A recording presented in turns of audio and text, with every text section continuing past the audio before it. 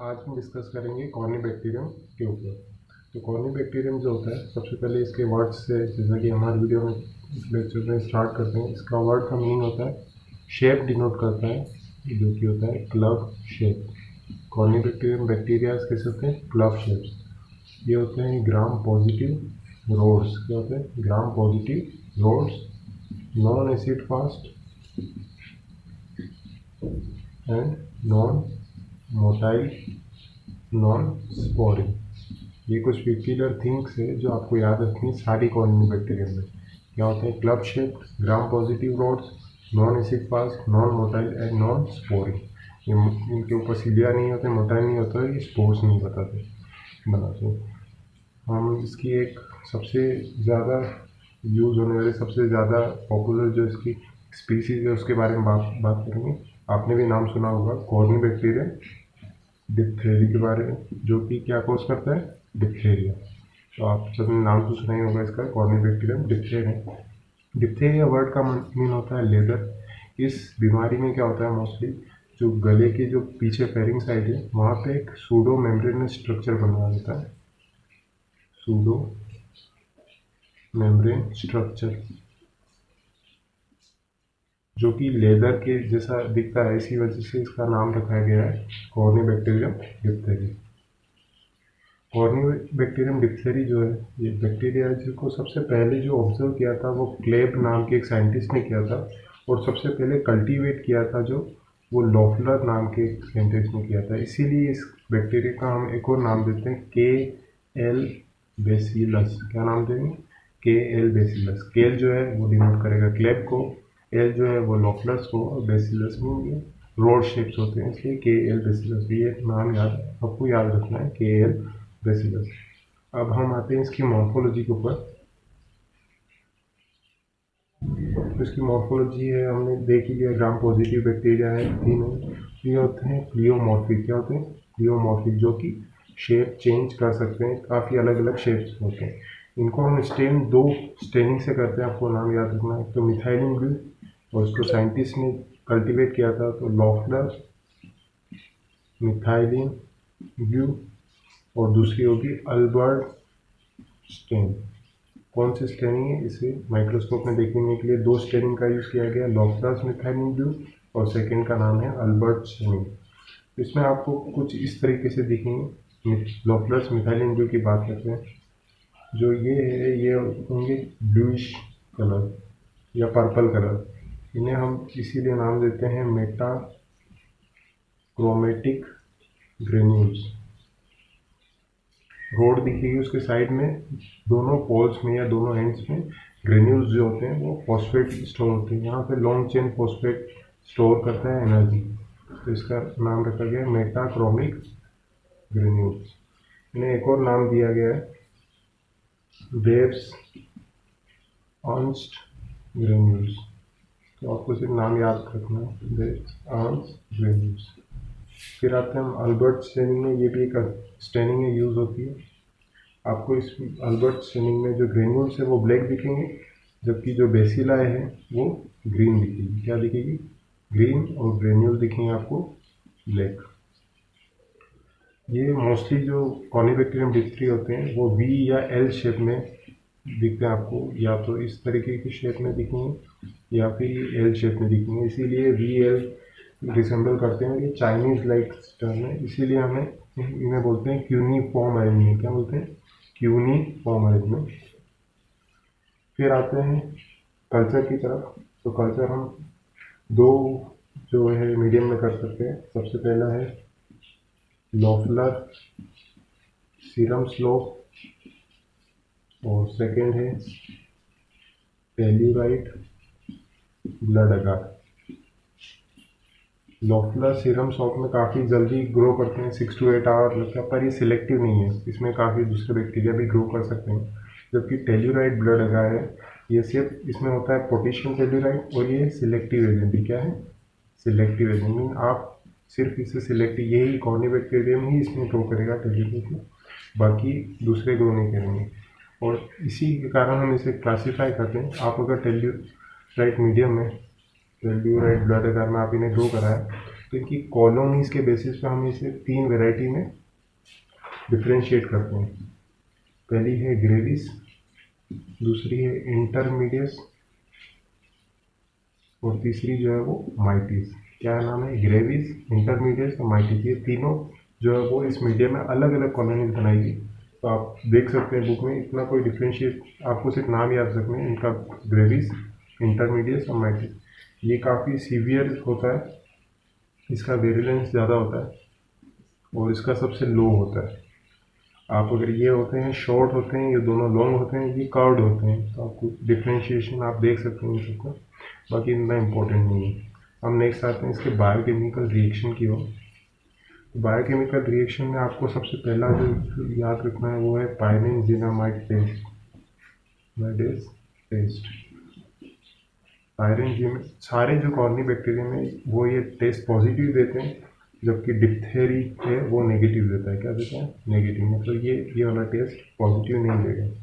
और भी है जो नेगेटिव देते हैं, जैसे कि है अल्सरेंस, कॉर्निबैक्टीरियम अल्सरेंस एंड कॉर्निबैक्टीरियम सूडोट्यूबरकुलोसिस। तो ये 3 बैक्टीरिया ऐसे हैं कॉर्निबैक्टीरियम वैरायटी के जो कि इस टेस्ट को नेगेटिव देंगे। पर हम डिफ्रेंशिएट कर, ये तीनों में से कोई भी हो सकता है, पर हम डिफ्रेंशिएट करते हैं क्योंकि डिप्थेरिया होता है वो यूरियस नेगेटिव होता है, बाकी यूरियस पॉजिटिव होता है। तो हम पहले पायरेनजिनामाइड टेस्ट लगाते हैं, अगर नेगेटिव आया तो हो सकता है ये तीनों हो, तो उसके बाद हम यूरियस लगाते हैं, उसमें भी नेगेटिव आए तो ये कंफर्म हो जाता है कि ये डिप्थेरिया है। साथ ही हम कॉर्निबैक्टीरियम जो होते हैं वो ग्लूकोज और माल्टोज को फर्मेंट कर देते हैं। ग्लूकोज और माल्टोज को फर्मेंट करेंगे और नाइट्रेट को नाइट्राइट में कन्वर्ट करेंगे। इतना इंपॉर्टेंट नहीं है, बस आप याद रख सकते हैं। फिर आते हैं हम मेंस के इम्पोर्टेंट हेडिंग पे, जो कि है टॉक्सिन। ये काफ़ी पावरफुल एक्सोटॉक्सिन सिक्रेट करता है। एक्सोटॉक्सिन का नेचर कौन सा होता है? प्रोटीनियस होता है। इसमें 2 फ्रेगमेंट होती है, ए और बी। ए और बी ये मोस्टली इनएक्टिव होते हैं, बस आप जहाँ अफेक्ट करेंगे वहाँ पे ये एक्टिव हो जाती है, और जहाँ पे जैसे किसी म्यूकस मेम्ब्रेन में ये टॉक्सिन आके रखा ए और बी, यहाँ पे प्रोटीनियस एंजाइम एक करेंगे और इसे एक्टिव कर देंगे। तो यहाँ पे एक्टिव है। बी जो है वो अटैचमेंट में हेल्प करेगा, बी जो है वो अटैचमेंट में हेल्प करेगा, जबकि ए जो है वो टॉक्सिक नेचर होता है इसका, तो ये टॉक्सिसिटी कॉज करेगा। आप अगर इसे काफ़ी लंबे समय तक स्टोर करें, प्रोलॉन्ग स्टोरेज, हम अभी टॉक्सिक की बात करें, इंक्यूबेशन कर दें इनका, कुछ समय तक रख दें 4 to 6 वीक तक इसे 37 डिग्री सेल्सियस पे, या फिर 0.2 to 0.4% फॉर्मेलिन यूज़ कर दें, तो ये जो टॉक्सिन है वो कन्वर्ट हो जाएगा टॉक्सोइड में। अब टॉक्सिन और टॉक्सोइड में क्या क्या डिफरेंस है? तो टॉक्सिन जो होता है वो हार्मफुल होता है, जबकि टॉक्सोइड जो है वो सिर्फ एंटीजेनिसिटी कॉज करेगा। मीन आपका इम्यून रिस्पॉन्स तो आएगा, पर ये आपकी बॉडी के लिए टॉक्सिक नहीं होगा, इनएक्टिव हो गया है। क्या हो गया? इनएक्टिव। टॉक्सिक वो होता है टॉक्सिन जो कि इनएक्टिव हो गया है, पर आपका जो टॉक्सिसिटी है वो रिड्यूस हो गई है और एंटीजेनिक प्रॉपर्टी रिड्यूस हुई है। अब हम आते हैं टॉक्सिन्स की सबसे ज़्यादा अफिनिटी होती है, टॉक्सिन की अफिनिटी होती है सबसे ज़्यादा मायोकार्डियम पे, एड्रिनल ग्लैंड पे और नर्व एंडिंग में। तो अगर आपके ब्लड में अगर ये आ गया टॉक्सिन, तो ये किसको अफेक्ट करेगा? मायोकार्डियम को, एड्रिनल ग्लैंड को, या सारी नर्व्स को। साथ में इसका आयरन के साथ भी रिलेशन है। अगर आप कल्चर करते वक्त 0.1 mg/लीटर पर आयरन यूज़ करते हो तो टॉक्सिन प्रोड्यूस होगा, जबकि 0.5 mg/लीटर अगर आप उसमें आयरन डाल देते हो तो टॉक्सिन इनहिबिट हो जाता है। इसका रीज़न आज तक बुक में भी क्लियरली नहीं दिया हुआ है, बस आपको याद रखना है कि आयरन से इसके टॉक्सिक का कोई रिलेशन है। क्लिनिकल फीचर में आते हैं तो सबसे पहले जो मोस्टली कॉज करता है वो है डिप्थीरिया। डिप्थीरिया के अलावा ये कंजक्टिवाइटिस भी कर सकता है, ओटाइटिस मीडिया में मिडिल ईयर का इन्फ्लामेशन भी कर सकता है, वेजाइनल इन्फ्लामेशन भी कर सकता है। इन सारे इन्फ्लामेटरी रिस्पॉन्स से शो कर सकता है। अगर हम इसके दो इफेक्ट पाएँ, पहला है लोकल इफेक्ट।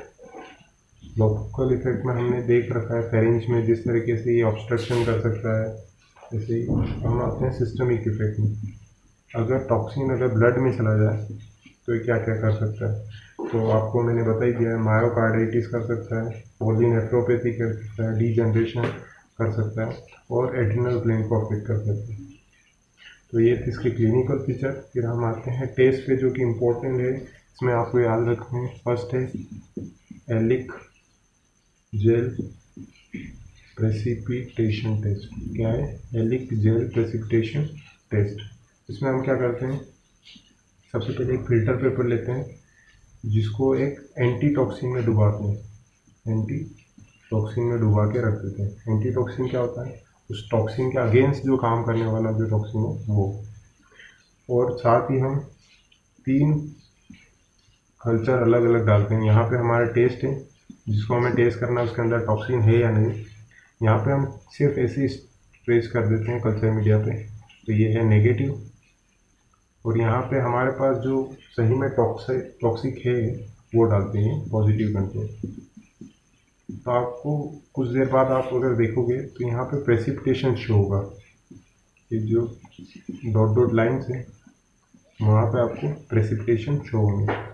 ये जो एंटी टॉक्सिन है और ये टॉक्सिन है जो इस लाइन में, वो दोनों मीट करेंगे एक स्पेसिफिक प्रोपोर्शन पे और यहाँ पे प्रेसिपिटेशन रिएक्शन इस लाइन में देंगे। तो ये है एलिक जेल प्रेसिपिटेशन टेस्ट।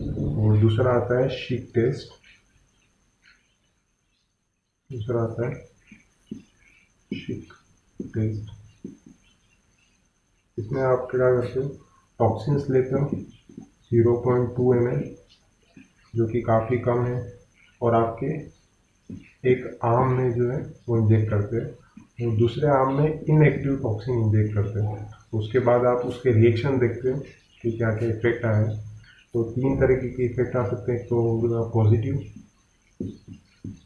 ये जो है पहला वाला वो रिएक्टिव होगा, सेकेंड वाला नॉन रिएक्टिव होगा। मीन आपकी बॉडी में जो है वो टॉक्सिन नहीं है, एंटी टॉक्सिन नहीं है, इसी वजह से वो जो है वो रिएक्शन प्रोवाइड कर रहा है। फिर आते हैं नेगेटिव में, जो कि दोनों ही जो होगा उसमें नो रिएक्शन आएगी, दोनों में कोई रिएक्शन नहीं आएगी। इसका मतलब ये है कि आपकी बॉडी में टॉक्सिन है। और एक आएगा सूडो पॉजिटिव, आपके पास पॉजिटिव रिएक्शन आएगी। आपके पास आपकी बॉडी में टॉक्सिन हो, एंटी टॉक्सिन होने के बावजूद भी अगर आपके यहाँ पे इन्फ्लामेशन रिस्पॉन्स कॉज होता है तो वो हो सकता है किसी एलर्जिक रिस्पॉन्स हो, तो इसी वजह से सूडो पॉजिटिव है। लास्ट में आते हैं ट्रीटमेंट की ओर। शिक टेस्ट ट्यूबरकुलिन टेस्ट के जैसा ही है। अगर आपको ट्यूबरकुलिन टेस्ट आता है तो आप शिक टेस्ट आसानी से लिख सकते हैं, इतना इम्पोर्टेंट नहीं है। फिर आते हैं हम ट्रीटमेंट की ओर। तो ट्रीटमेंट के लिए हम यूज़ कर सकते हैं पेनिसिलिन या एरिथ्रोमाइसिन। सो आज हमने डिस्कस किया कॉर्नी बैक्टीरियम डिप्थेरिया। अगर आपको ये वीडियो अच्छा लगा हो तो प्लीज़ लाइक करें।